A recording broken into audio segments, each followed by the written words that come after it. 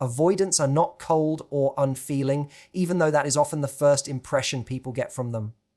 When someone doesn't rush into intimacy, when they take longer to express affection, or when they appear distant during emotionally charged conversations, it is easy to label them as detached or indifferent. But this assumption misses the truth. Underneath what looks like coolness is a heart that craves connection just as much as anyone else's does. The difference lies in how they've learned to cope with closeness and how they protect themselves from the fear of being consumed, judged, or overwhelmed in relationships. For many avoidants, their story begins long before adulthood. In childhood, they may have grown up in environments where expressing needs wasn't rewarded or where vulnerability felt unsafe. Instead of crying for help and finding comfort, they may have learned that showing too much emotion led to disappointment or rejection.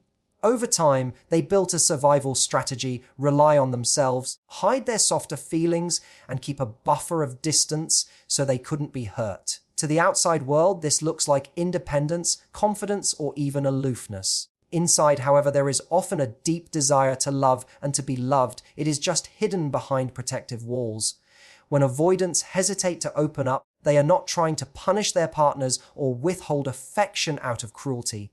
They are wrestling with a conflict inside themselves. On one hand, they long for intimacy, but on the other, they fear what that intimacy might demand of them. They are cautious about losing their individuality, about being judged if they show too much, or about being pressured into a closeness they are not ready to handle. What comes across as emotional distance is often their attempt to manage this push and pull between desire and fear. They want connection, but they want it to feel safe. They want love, but they want to trust that it won't cost them their freedom. The mistake many people make in relationships with avoidance is to assume that their quietness or their need for space means they don't care. In reality, care is very much present. An avoidant may show love through actions rather than words, through loyalty rather than constant reassurance, through steady presence rather than dramatic displays of affection. Their language of love is subtle, but it is no less meaningful. When a partner takes the time to notice these quieter forms of affection, they begin to see that the avoidant's heart is not cold at all. It is simply cautious. If we stop labeling avoidance as unfeeling and instead recognize the depth of their struggle, we begin to change the dynamic. A relationship with an avoidant flourishes when their partner creates emotional safety, when they show patience instead of panic, calmness instead of confrontation, and understanding instead of pressure. Safety tells the avoidant that they can lean in without losing themselves, that they can reveal their feelings without fear of judgment. And when that happens, something extraordinary emerges. The avoidant begins to soften. They begin to share more openly. They let down walls that few people ever get to see beyond. The truth is, avoidants are capable of profound love. But that love is unlocked not through chasing or demanding, but through steady reassurance and respect for their boundaries. To say they are cold or unfeeling is to miss the entire picture. They feel deeply. They love deeply. They just need to know that their love will be safe in your hands. And once they trust that, you will discover that the very person who seemed so distant is, in fact, one of the most devoted and loyal partners you could ever hope to have. The number one thing avoidants crave is emotional safety, and yet it is the one gift that so often gets overlooked in relationships. People hear the word avoidant and immediately imagine someone who is cold, distant, or incapable of love. But that is a misreading of the truth. Avoidants feel deeply, they care deeply, and they want connection. But what they long for most is to know that connection will not come at the expense of their inner peace. Emotional safety is not about silence or never talking through problems. It is about creating a space where they are not punished for needing space, where they are not judged for processing emotions at a slower pace, and where their independence is not mistaken for rejection. This form of safety is not flashy or dramatic. It is calm, consistent, and rare, and that is exactly why it means so much to them. Think about how avoidants often grew up. Many of them learned early that love felt conditional, that affection came with pressure, or that vulnerability opened the door to disappointment. When you grow up in an environment where closeness feels risky, you build a shield to protect yourself. That shield is not a lack of feeling, it is a defense against pain. So when an avoidant adult pulls away in a relationship, they are not running from love, they are running from the possibility of losing themselves inside of it. Emotional safety is the antidote to that fear because it reassures them that they do not have to choose between being loved and being themselves. It tells them, without words, that their boundaries will not be trampled and their silence will not be misinterpreted as indifference. What avoidants crave, even if they rarely say it out loud, is a partner who understands that intimacy can exist without suffocation. They want to know that if they need an afternoon alone, their partner will not spiral into insecurity. They want to know that if they express love in quiet ways rather than grand declarations, they will still be valued. They want to know that their pace, their rhythm, and their way of processing life will be respected.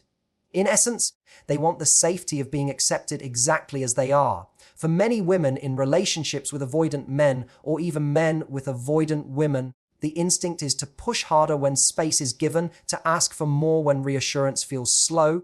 But ironically, that is the very pressure that makes the avoidant retreat further. The more you chase, the more they hide. The more you demand, the more they withdraw. What breaks the cycle is not force, but steadiness, not insistence, but patience. Emotional safety for an avoidant looks like a partner who stays calm when distance appears, who communicates without blame, and who can sit in silence without assuming disaster. It looks like affection that is offered freely but not weaponized, vulnerability that is invited but not demanded, and love that does not come with a constant scorecard. When avoidants feel that safety, something shifts inside of them. The shield begins to lower, the distance begins to shrink, and they start offering pieces of themselves that almost no one else has ever seen.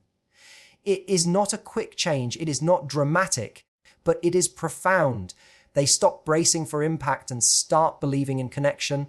And once they feel that kind of safety, they can give a love that is steady, loyal, and deeply tender because it is no longer born from fear of being consumed, but from the freedom of being seen. Emotional safety means closeness without pressure. It is the art of creating connection that does not suffocate, a bond that allows both people to breathe. Too often, when we care deeply about someone, we mistake intensity for intimacy. We think that more constant messages, more reassurances, more demands for proof of love will bring us closer. But closeness under pressure is not closeness at all. It is fear disguised as affection. True safety is when two people can be near one another without fear of being judged, corrected, or pushed into a rhythm that does not feel natural to them. For someone with avoidant tendencies, this distinction is everything because the moment love begins to feel like a cage, they will retreat into distance. When you give someone emotional safety, you are saying, I see you, I value you, and I don't need to control you. That alone is one of the most powerful gifts you can offer a partner. It tells them that they can show up imperfectly, they can move slowly, they can ask for space without punishment. This doesn't mean ignoring your own needs or becoming invisible in the relationship. It means that your love is not measured by pressure or ultimatums. Imagine being able to sit beside someone in silence without feeling the need to fill the space with constant reassurance. That silence becomes powerful, not empty, because it is filled with trust. For avoidance, this kind of space feels like oxygen. It allows them to lean in, not out, because they are not defending themselves against expectation. Closeness without pressure also means accepting that people love at different speeds. Some rush forward with grand gestures, others walk carefully step by step. The tragedy in many relationships is that we expect our partner's pace to match our own, and when it doesn't, we assume disinterest. But in reality, love expressed slowly is not lesser love. It can be deeper, steadier, and ultimately more enduring. Emotional safety requires patience, the willingness to let the other person arrive at intimacy on their terms rather than dragging them toward yours. It means finding joy in small signs of openness instead of demanding full vulnerability before they are ready. This patience is not weakness, it is strength, because it says, I trust you enough to let you come closer when you're ready. Without pressure, closeness becomes genuine instead of forced. You learn to appreciate your partner for who they are in the present moment, instead of resenting them for who they are not yet. You stop measuring love in constant affirmations and begin to notice the subtler signs, the way they remember small details, the way they show up in difficult moments, the way they relax when they feel safe around you. Emotional safety transforms relationships because it removes the constant background noise of fear, fear of not being enough, fear of being too much, fear of being abandoned or controlled. And once fear is gone, love has room to grow. For avoidants who often carry wounds from feeling smothered or unseen in the past, closeness without pressure feels revolutionary. It shows them that they do not have to sacrifice independence to have intimacy, that they can be loved without losing themselves. And paradoxically, it is only when they feel they will not be trapped that they begin to open fully. That is the paradox of love. If you chase it too hard, it runs. If you hold it lightly, it comes closer. Emotional safety means holding someone with open hands, not clenched fists, and trusting that closeness built without pressure is the only kind that lasts. Avoidants need partners who respect independence, and this simple truth is often misunderstood. Too many people interpret an avoidant's desire for space as a rejection, when in reality it is the very condition under which they can feel safe enough to love. Independence for an avoidant is not about pushing someone away permanently. It is about protecting the fragile sense of self that they have learned to guard. Many avoidants grew up in environments where intimacy came with strings attached, where being close to someone meant feeling smothered, obligated, or judged. Because of that, they learned early on that the only way to feel safe was to maintain some distance. So when they meet a partner who respects their independence rather than fighting it, something transformative happens. They begin to feel that love doesn't have to trap them, it can actually set them free. Respecting independence doesn't mean ignoring the relationship, nor does it mean withholding affection.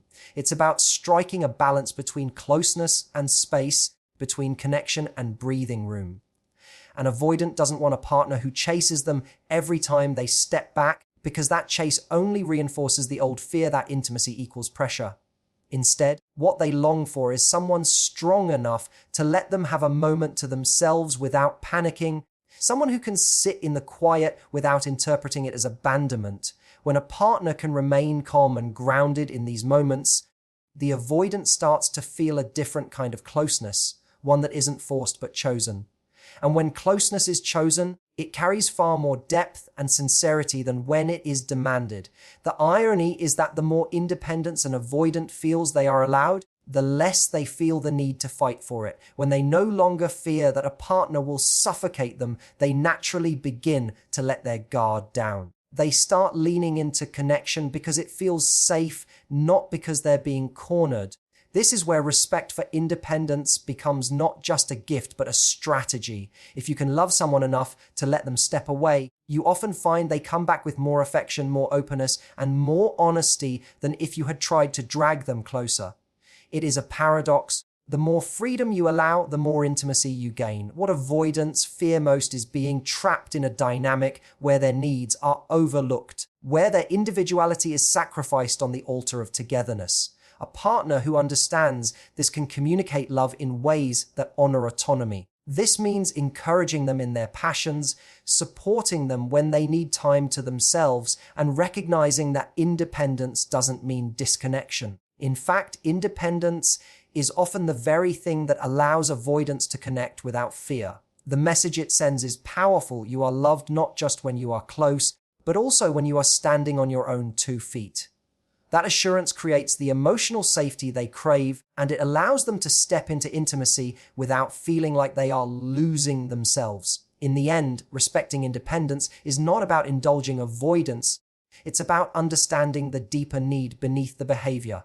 Avoidants are not incapable of love. They are simply cautious about it. When a partner shows that love does not mean control, that closeness does not mean suffocation, the avoidant begins to rewrite old stories about intimacy. They come to see that love can coexist with freedom, that connection can thrive alongside individuality. And when that realization takes root, they are capable of offering some of the most loyal, profound, and tender love imaginable, precisely because it comes from a place of choice rather than compulsion. The key question avoidants are asking is, can you love me without trying to fix me? This is not a casual question, nor is it something they will say out loud. It is quiet, buried beneath layers of independence, subtle retreats, and an air of self-sufficiency. But behind all of that, this question shapes how they connect, how they pull away, and how they eventually decide whether to let someone in. For many avoidants, love has been tied to pressure. It has been linked to expectations they felt unready or unwilling to meet, to demands that chipped away at their sense of self. So when they encounter someone who insists on constant closeness, who needs immediate reassurance, or who interprets space as disinterest, their instinct is to recoil. Not because they don't care, but because they fear that being loved will mean losing their own balance, their own identity. When someone asks to be loved without being fixed, what they are really asking is to be accepted as they are. Avoidants know they have walls. They know they don't always respond with the warmth or consistency others expect. And yes, they know their silences can be confusing. But in their heart, they are not looking for someone to tear those walls down with force.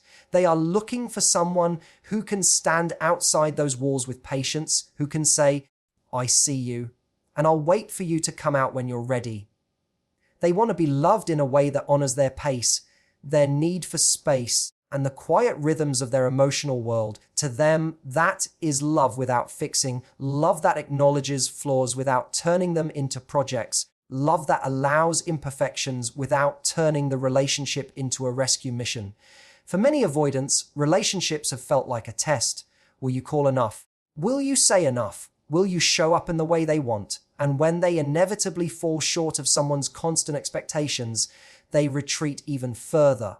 What they crave instead is the security of knowing that their worth isn't being measured by how quickly they text back, how often they open up, or how loudly they declare affection. They want to feel like they can be themselves, even if themselves means needing more space than others would. The irony is that when they do feel this kind of safety, when they sense they are not being judged or pushed, they begin to offer more closeness than anyone expected.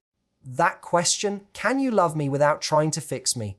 is not about resisting growth. It's about resisting pressure. And once that pressure is gone, growth happens naturally, willingly, beautifully. This is why avoidants often form the deepest bonds with those who can hold their ground with calm confidence. Not with anger, not with manipulation, not with demands, but with a steady presence that says, "I don't need to chase you.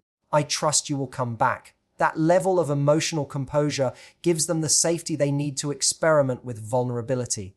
Because make no mistake, avoidants do want to be vulnerable, they do want to connect deeply, but only with someone who won't turn every step forward into a test or every step back into a crime. When they find that rare kind of love, the love that accepts them, the love that doesn't force them to be anything other than themselves, they begin to ask a different question, quietly but profoundly. What if I let myself stay? When avoidants feel truly safe, they unlock deep parts of themselves that most people never get to see. On the surface, avoidants can appear guarded, withdrawn, or even indifferent to love, but this exterior is less about rejection and more about protection. They have learned, often from early experiences, that closeness can come with strings attached, with demands that strip away their sense of control or freedom. Because of this, they build a shell, a carefully constructed wall that keeps intimacy at arm's length. Yet inside that shell is not emptiness. It is a storehouse of emotion, tenderness, and vulnerability they rarely trust anyone with. Safety is the key that turns the lock, and when they finally feel it, the world on the other side of their defenses looks completely different. That safety doesn't come from grand gestures or constant reassurance. It comes from consistency, patience, and the ability to be present without pressuring.